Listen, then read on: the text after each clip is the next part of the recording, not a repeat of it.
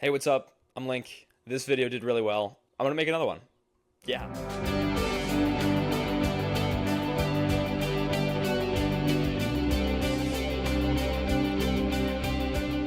Hello and welcome back to New Wave Hockey. I'm your host, Link Dancevich, and today I have three more players that I think are overrated and underrated in this draft. Yes, and let me be clear, just to start this video once again, this is not an intent to bury any of these players. I only make these videos with the intent to kind of just show that there are some disparities between my thoughts on these prospects and the consensus thoughts on these prospects. And I just love to just create discussion and create discourse around these players. So if you disagree with any of my picks, if you think there's a guy that I missed for the overrated underrated series, or you think one of the guys that I ranked as overrated is actually perfectly rated, please go down below and let me know, because I would love to hear your feedback, because that's what drives my passion to make these videos. So without further ado, let's get into our first overrated player. And my first overrated player is going to be Stian Solberg from Norway. He had a fantastic draft year season, and I want to say this, I think that he could develop into a tremendous shutdown defenseman. Look at the hits that he makes on a nightly basis over there in Norway, and at the world stage he performed pretty well. I think there's a lot of factors that could make Stian Solberg a very good defenseman someday. However, I think a lot of outlets have kind of ranked him a little bit too high for my liking, at least.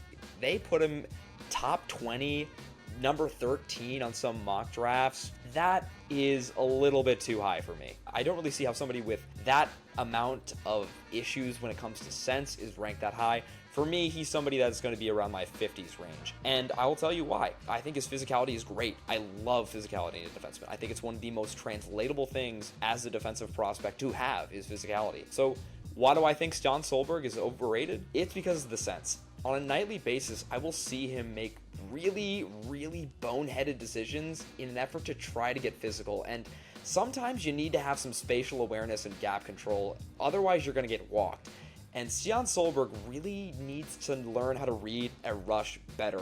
I think his defensive sense is really poor, and I think he needs to know how to get positioned better. Sometimes just play the puck instead of playing the body sometimes, but it doesn't really end there. I also don't really think his offensive game is that dynamic. Yeah, of course, he has a great shot, and sometimes it ends up giving him some pretty cool scoring opportunities, but his stick handling is really not great. For a defenseman who's heralded to potentially become a great transition defenseman someday, he's not great at stick handling, and it's going to hurt him at the next level, certainly if he's drafted really high. So Stian Solberg, I think he has a ton of potential. I think there's a lot of good points in his game, but to put him really early in the first round is just a mistake for me. I think he's a second round guy. You need to let him develop, because you never really know what's going to happen with him. There's a lot of issues with his game. That's one of the reasons why he's one of my overrated players this year. Now moving on to my first underrated player, Dominic Badinka. This guy is my number 7 defenseman, and as you know, I'm a huge fan of the big 6 defensemen in this class. I think the hallmark of his game is how freakishly calm he is under pressure. When pressured by men in the SHL, he looked like he was unfazed. He was a great transition defenseman already, and he has a great passing ability. He is very accurate on those long outlet passes, which are so hard to nail down. Badinka really he knows how to move the puck along and generate offense, and I'm really a big fan of that. I think he's also a very tough defensive too. He's very hard to knock off his skates. He's a very good skater as well. But one of the biggest things for me is how he's always moving. And his off-puck play, it's incredible. Look at him in the offensive zone. He's always looking to get a different position to gain leverage against his opponent. It is truly fascinating to watch, and he's such a smart player. Dominic Badinka has a ton of factors which make him one of my most underrated players in the draft. Moving on now to Ryder Ritchie, who is an overrated player in this draft. And let me start with the good things. Ryder Ritchie is a pretty solid player. I definitely think he could log some NHL minutes at the next level. And it does depend on development, but yeah, he had a bit of an iffy WHL season, but there is some skill that's there. Why do I have him as an overrated player? Because people have him in the first round, and I think that's just not correct. You can't really put him there after the season he had. There was a ton of expectation placed upon him. He was a really great WHL rookie last year, and then he wasn't even point per game this year and got injured and didn't even look that strong in the puck.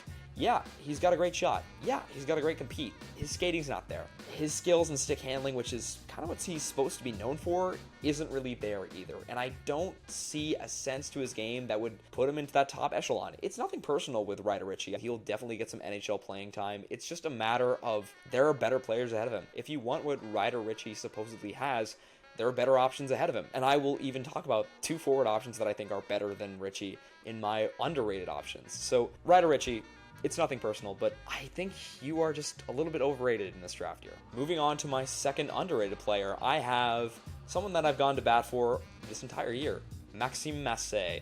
He is just a fantastic all-around complete player for Chicoutimi. Skating aside, yes, he does need to get a ton of skating under him. He does not have a great skating ability already, but he's always moving. I love his compete, and put him in any single situation. Chicoutimi sure did. They put him on the PK, they put him on the power play, they put him 5-on-5, they put him on the wing, they put him at center sometimes. He succeeded in every single scenario. I'm a big fan of how his defensive game developed throughout the entire season, because we were kind of fed this Maxim Masse, who was supposed to be a big, tall, power forward scoring guy, but now he's developed into a two-way forward who has a very smart, defensive, reliable game under him, combined with the great shot and a pretty good passing ability, which was kind of discovered this year. Again, great stick handling. There's a lot of things that make Maxim Masse a very underrated player in this draft class, and I'm for sure going to have him in my first round. He might be a little bit later in the first round, but people have him in their second round, maybe even their third round. I think that's doing him a disservice. Maxim Masse is a tremendous player. Yes, his skating needs to be a lot better, but everything else makes him such an underrated player in this draft class. Moving on to my third and final overrated player, the guy on the thumbnail, Sam Dickinson. Yeah, he's one of my top 6 defensemen in this entire class. I called him the safest pick in the draft for most of the year. Why am I suddenly flip-flopping and saying that he's a little overrated? Well, yeah, he's a top 15 pick. I think he's just a little bit outside the top 10, but people put him in their top 5. They think that he's the best defenseman in the class. They think that he's going to be a top 2 player in the entire class overall.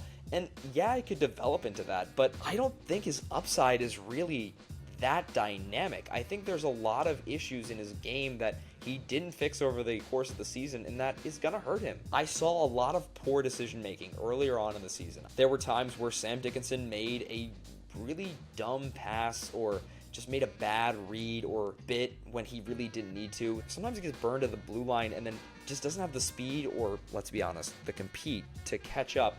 And that's just a big concerning mess to me. And then I saw the rest of the year. I watched a lot of tape on Sam Dickinson, and he didn't improve that. His decision-making, his positioning, it never got better. And I think ranking him at the top of the top 6 defensemen in the class is doing a disservice to the other 6 defensemen who have rapidly improved their games over the course of the season. They've all gotten better, except for Dickinson. Yes, he still has one of the highest floors in the draft, but the upside's kind of unknown. I think when it's all said and done, he's going to be a player with a lot of longevity, but will he play a lot of top minutes? I just don't think so. I don't really see it.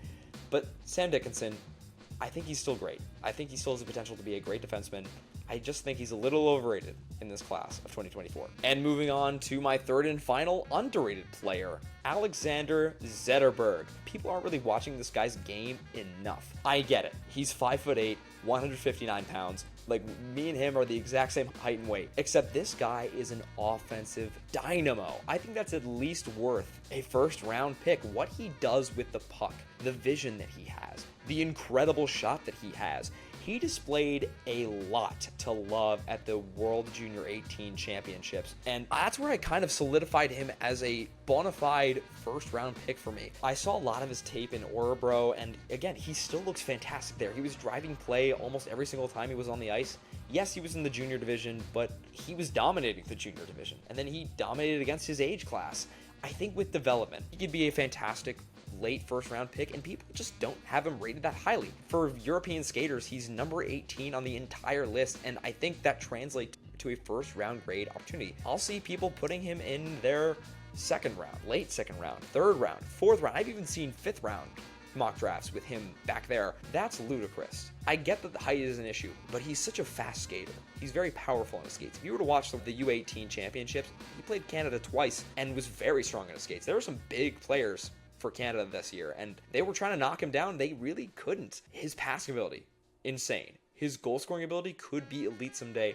Alexander Zetterberg could be one of the underrated gems of the entire class if developed properly. So that's going to do it for today. I really hope you enjoyed this type of video. I wanted to make a part 2 of this type of video for a long time. There's, of course, a lot of movement in the draft rankings just before the draft, and it creates a lot of pressure and it creates a lot of expectations, and I just wanted to talk about it once again because it's a very interesting phenomenon. Thank you so much for watching the video. If you did, please don't forget to like and subscribe. It really helps. If you want to check out more content, I post regularly on Spotify and Instagram, and soon on TikTok, and very soon, I'm going to have my own website detailing all of my prospect findings and their scouting reports. That will be live on a website very soon. So stay tuned for all of that coming very soon. For now, I'm your host, LinkedIn Savage, signing off.